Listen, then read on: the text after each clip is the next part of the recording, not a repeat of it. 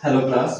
तो हमने कल ऑक्सिलरी वर्ब्स को देखा था। ठीक है, अब ऑक्सिलरी वर्ब के ही जो टाइप्स थे उनमें एक जगह पे हमने मॉडल ऑक्सिलरी को पढ़ा था। ठीक है, तो वैसे देखा जाए तो ये मॉडल्स एक सेपरेट टॉपिक हो जाता है, इसलिए कभी कभी आपको पूछा था कि एक्सप्लेन दी मॉडल्स। ठीक है, कि मॉडल्स क्या होते हैं। तो अब ऑक्सिलरी वर्ब के ही टाइप्स में हम मॉडल्स को समझेंगे, यानी कि अब आज आप ऑक्सिलरी वर्ब का कॉन्सेप्ट जो माइंड में कल बताया था उसे थोड़ा याद रखें, और अब हम थोड़ा आगे बढ़ते हैं उसी क्रम में। ठीक है, जो कल बताया था थोड़ा वही चीजें आज भी हैं, बट आज आपको कुछ और चीजें भी जानने को मिलेंगी।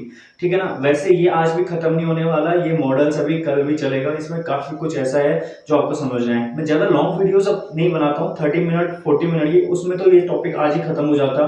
बट रीजन ये है कि अपलोडिंग की प्रॉब्लम होती है, यहाँ पे नेटवर्क इशू बहुत है, तो इसलिए ज्यादा लंबी वीडियोस अपलोड करने में प्रॉब्लम आ जाती है। इसलिए आई होप आप यहाँ से समझ जाओ थोड़ा थोड़ा करके। ठीक है, वैसे भी ज्यादा एकदम से पढ़ोगे तो वो भी समझ में नहीं आएगा, तो थोड़ा थोड़ा जितना हो सके उतना आप समझने की कोशिश करें। Okay, models. मॉडल्स, ठीक है, मॉडल्स क्या होते हैं? सबसे पहली बात देखो, क्या होता है ना, जब भी हम कोई काम करते हैं ना और हमें वो काम करना है, तो आप बोलोगे करना है, करते हैं, ये तो वर्ब्स की बात हो रही है। हाँ, यानी कि ऑक्सिलरी वर्ब्स। लेकिन यहाँ पे क्या हो रहा है कि जो मॉडल्स है ना बेटा, ये हमारे ना मूड को, हमारे एक्सप्रेशन, हमारी फीलिंग्स को बताने की कोशिश करते हैं। हमारे, ये करो जैसा आप कुछ सोच रहे हो, आपकी थिंकिंग होगी, आप सेट कर रहे हो तो आपका फीलिंग कैसा उस टाइम पे। ठीक है, आपको कोई काम करना है, बड़ी जद्दोजहद से करना है कि आप चाहते हो आप इस काम को कंप्लीट करो, वो आपकी फीलिंग्स को एक्सप्रेस करेगा। ठीक है ना, तो ये कहता है आपको, it use to form a certain mood, we express conception और conception of mind and stability, कि हमारे दिमाग में क्या चल रहा है, हमारी एबिलिटी क्या है, सॉरी माइंड एंड एबिलिटी। हाँ, हमारे दिमाग में क्या चल रहा है, हमारे माइंड और एबिलिटी, हमारी योग्यता क्या है। ठीक है ना, हम क्या कर सकते हैं, उस चीज को जब एक्सप्रेस करने की बात आती है, उस चीज को बताने की बात आती है, तब मॉडल्स का इस्तेमाल होता है। ठीक है ना, अब ये मॉडल्स जो बेसिक से हैं वो कौन कौन से हैं उसको समझो। देखो पहला, अब जो हैं वो तो मैं बताऊंगा, लेकिन हम इनको किस बेस पे और जज करते हैं कि कौन कौन मॉडल के अंतर्गत आएगा, ये कैसे पता चलेगा। ठीक है ना, यानी कि मॉडल जो मैं कह रहा हूँ कि express conception of mind and ability है, तो माइंड एंड एबिलिटी के कॉन्सेप्शंस क्या क्या हैं पहले उनको समझो। कॉन्सेप्शन का मतलब होते हैं कि जो हम व्यक्त करते हैं। ठीक है ना, जो कि बोलते हैं कि एक धारणा है हमारी, हम ये कर सकते हैं या नहीं कर सकते हैं, अच्छा मैं ये भी कर सकता हूँ कि नहीं कर सकता हूँ, वो सारी चीजें। ठीक है, हाँ मैं ऐसा कर लूंगा, ठीक है मैं ऐसा कर चुका हूँ पहले भी। ठीक है ना, मतलब हमारी एबिलिटी पे बात आती है, कुल मिला के हमारी माइंड की स्टेट पे बात आती है कि हमारे अंदर कितनी सारी योग्यताएं, हमारी माइंड, मतलब बोलते हैं ना कि आप, mind is a beautiful servant. ठीक है, कि दिमाग जैसा चाहोगे, दिमाग अगर मन पे कंट्रोल रहा, माइंड से आपने काम लेना शुरू किया, माइंड को अपना सर्वेंट बना लिया, तो आप वो बन सकते हो जो आप चाहते हो, है ना, माइंड को कंट्रोल करना। बट यहाँ पे कोई मैजिक शो नहीं है, माइंड को कंट्रोल करने की बात ये है कि मतलब माइंड से सब कुछ होता है, दिमाग सही तरीके से यूज करो तो ये चीज आ रही है कि माइंड का कॉन्सेप्शंस क्या है। ठीक है ना, देखो सबसे पहली बात है एबिलिटी। एबिलिटी का मतलब क्या होता है, योग्यता। ठीक है ना, पॉसिबिलिटी, कोई चांस।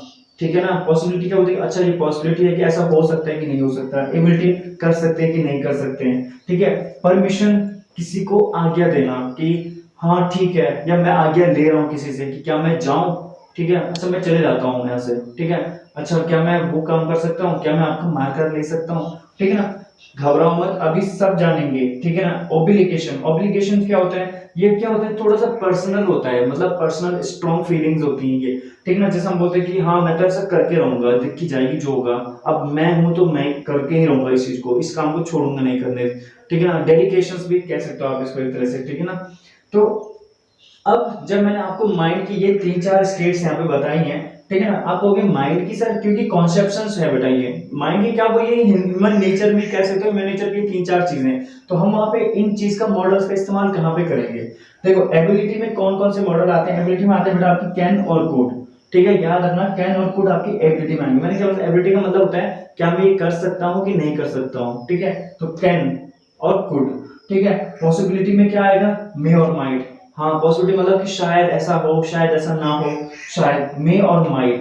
ठीक है, परमिशन, क्या मैं चले जाऊं या ये मार्कर ले लो, अच्छा मैं जा रहा हूँ, क्या मैं जा सकता हूँ, मतलब हम जब पूछते हैं परमिशन की बात है, मे माइट कैन कुड। ठीक है, ऑब्लिगेशंस, जैसे कि पर्सनल स्ट्रॉन्ग फीलिंग हुई थी, must, I must do, I have to. ठीक है, हैड टू। ठीक है, और क्या था, ओ टू। ओ टू क्या होता है बेटा, कि ये O U G H T, ought to क्या होता है, ये होता है आपका डिजायबिलिटी, मतलब हाँ ठीक है चलो कर लेते हैं, अच्छा चलो कर लेता हूँ अभी, चलो थोड़ी देर में करूंगा। डिजायरेबिलिटी मतलब इच्छा पे डिपेंड करता है ये, ठीक है ना, ऑब्लिगेशंस। अब थोड़ा समझो इसको एक बार, जैसे कैन और कुड है एबिलिटी में, तो अभी यहाँ पे बेटा सिर्फ एक सिंपल स्टेटमेंट के लिए सेंटेंस बता रहा हूँ, क्योंकि ज्यादा लंबा इसमें कैन और कुड के अभी वेरियस ऑफ टाइप एग्जांपल होंगे, जहाँ पे नॉट नेगेटिव में भी आएगा, इंट्रोगेटिव में भी आएगा, बहुत कुछ है, तो डिफरेंट डिफरेंट टाइप के सेंटेंसेस आएंगे। लेकिन अभी के लिए फिलहाल मैं सब शॉर्ट में समझा रहा हूँ, ताकि आप पहले इस चीज को समझो कि मॉडल्स एग्जैक्टली होता क्या है, इनके कॉन्सेप्चुअल्स क्या क्या चीजें हैं, यानी कि आप इनके कॉन्सेप्ट क्या है, ठीक है। तो कैन और कुड, ठीक है ना, कैन और could, I can speak English, मैं इंग्लिश बोल सकता हूँ, ठीक है ना। कैन एबिलिटी की बात है कि मैं बोल सकता हूँ, हाँ एबिलिटी है।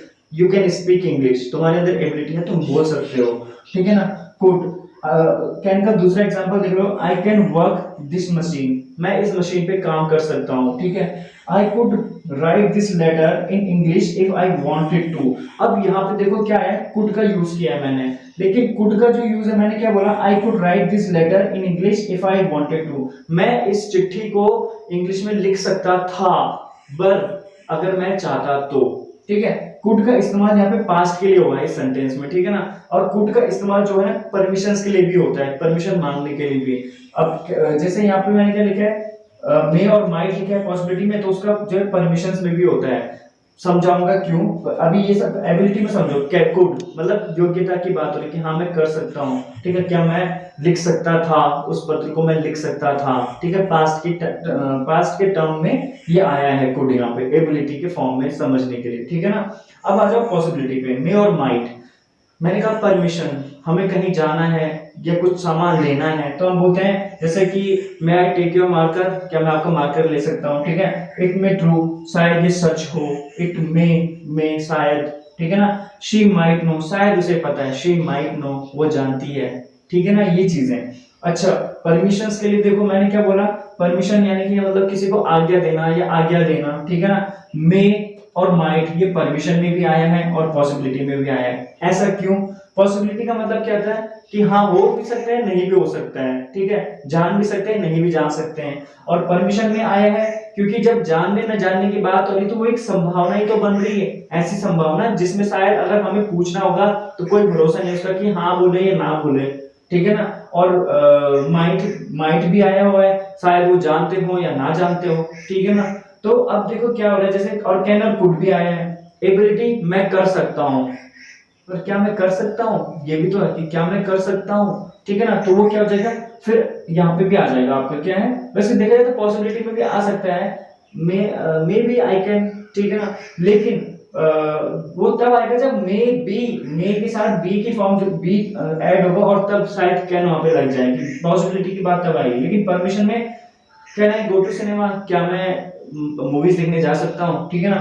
तो वहां पे क्या हो रहा है, ये परमिशंस की फॉर्म में आ रहा है, किसी से पूछने के लिए या कि पेरेंट्स से कि पापा मैं मूवीज देखने जा सकता हूँ, सिंपली आपको डैड कैन आई गो, ठीक है ना, ये चीज है। तो अब देखो मे आई गो, क्या मैं जा सकता हूँ, ठीक है ना। Can I go to cinema, क्या मैं मूवीज देखने जा सकता हूँ।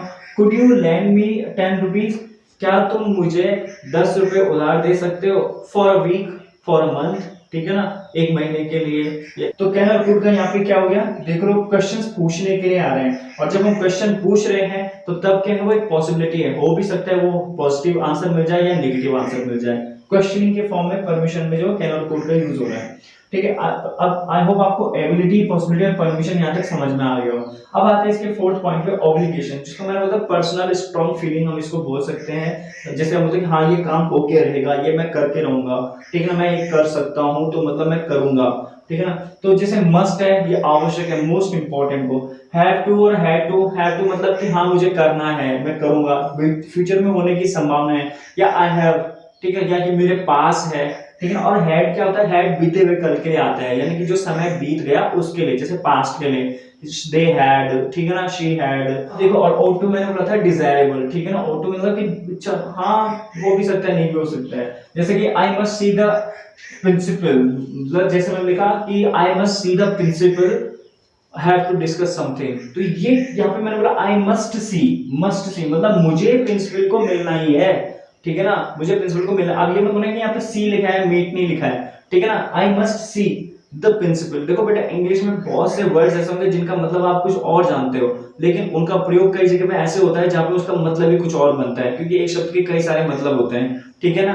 तो I must see the principal may be for the I have to discuss something. तो ये क्या हो सकता है, यानी कि मुझे प्रिंसिपल मैम से मिलना है, मुझे प्रिंसिपल से मिलना है। क्यों मिलना है? क्योंकि कुछ डिस्कस करना है उनके साथ, तो मुझे मिलना ही मिलना है। तो यहाँ पे मस्ट क्या है, आई मस्ट, मुझे मिलना है, लेकिन फ्यूचर में ये चीज होने वाली है, ठीक है। I have to attend her wedding, मुझे उसकी शादी में जाना है। अब फंक्शन है, मुझे जाना तो पड़ेगा, मतलब मुझे कहीं जाना है, हैव टू, ठीक है ना, आई हैव टू, ठीक है ना। अब यहाँ पे आई गो की फॉर्म्स नहीं आ रही है, ठीक है ना, आई हैव टू कहीं जाने के लिए, ठीक है। अब जो हैड है इसके लिए मतलब they had to work hard, यानी कि उनको और ज्यादा मेहनत करने की जरूरत थी, किसके लिए, लिविंग, अपनी लाइफ को और ज्यादा बेटर बनाने के लिए, फॉर द लिविंग, ठीक है, लिविंग, सस्टेनेबल लिविंग कह सकते हो, ठीक है ना। अब जैसे O2 है, इसके लिए मैं यहाँ पे लिख सकता हूँ कि, चलो मैं बता देता हूँ simply, you ought to help her, ठीक है ना, you ought to help her. तो you ought to help her का मतलब कि तुम्हें उसकी मदद करनी चाहिए, यानी कि मोरल वैल्यूज की बात भी आ रही है, यानी कि O2 का क्या है, डिजरेबल है, कि मतलब मैंने मदद नहीं की, ठीक है, मैंने उसको, मैं जैसे कोई लिफ्ट ले रहा है आपसे, स्कूटी चला रहा है, कोई लिफ्ट ले रहा है आपसे, आपने रोक दिया तो अच्छी बात है, आपने नहीं रोका तो आप चले के बाद बोल रहे एक आदमी था लिफ्ट ले रहा था मेरे से और मैंने रोका नहीं, तो तब मेरे को किसी ने, अबे तुझे उसकी मदद करनी चाहिए थी यार, छोड़ देता उसको, पर तूने रोका नहीं। समझ रहे हो, यानी बात मोरल वैल्यू की भी हो रही है और मेरे मन की भी हो रही है कि मैंने उसको नहीं दी लिफ्ट, ठीक है ना। तो you ought to help her, ठीक है ना, you ought to help. I hope ये चीज भी आपको समझ में आ गई। अब ये 3-4 चीजें जो मैंने आपको बताई हैं बेटा अभी तक की, अगर आपको समझ में आ गई तो वेल एंड गुड, नहीं आई तो इस वीडियो को दोबारा देख लेना। और देन अभी ये खत्म नहीं हुआ है, अभी इनके हमें अलग अलग टेंस में इनके यूजेस को पढ़ना है, सेंटेंसेस में इनके यूजेस को समझना है, लेकिन अभी तो मैंने सिर्फ इनका रफली बताया है आपको कि हाँ ये चीज ऐसे होती है, चीजें रफली भी नहीं है, बहुत डिटेल की बताई है मैंने, बट इनमें जो है आपको और अच्छे तरीके से इनको समझने की जरूरत है, ठीक है। तो अभी के लिए फिलहाल इतना ही, then you have to come okay to watch this video. I hope आप समझ गए होंगे मेरी बात को, और हाँ धीरे धीरे आपकी स्पोकन भी बेटर होती जाएगी जब आप मेरी ग्रामर की वीडियोस देखोगे। तो ठीक है, मिलते हैं नेक्स्ट वीडियो में, थैंक यू।